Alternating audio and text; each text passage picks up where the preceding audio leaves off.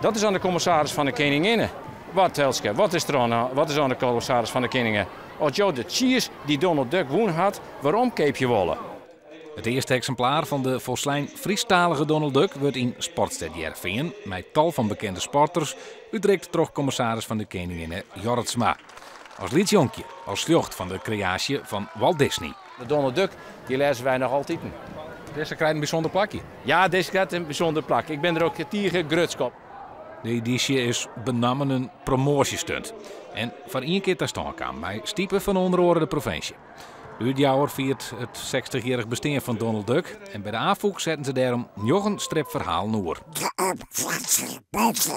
Dus er was geen echte Friese plaknaam broeken, maar het moet wel herkenbaar worden. Dus dingen als Dukkem, van Dokkum voor zelfs en Fjernveen voor Jerrenveen om toch wat in die einde en die vogelverhaal te blijven. Maar het was heel leuk, maar ook wel heel dreig. Ja. Nou, je nog een zielen.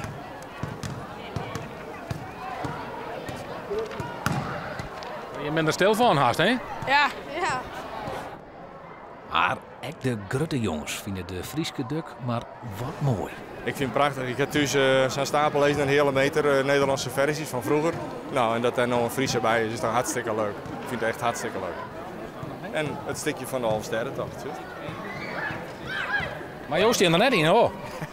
Nee, maar het gaat ik om de Halfsterrentocht en net om mij vanzelf. De gelijkenis, ja, die is 1 op 1.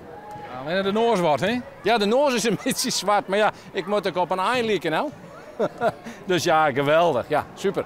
De sammelers moeten er rap bij wijzen. Het blad verschijnt in een oplage van 30.000 stuks.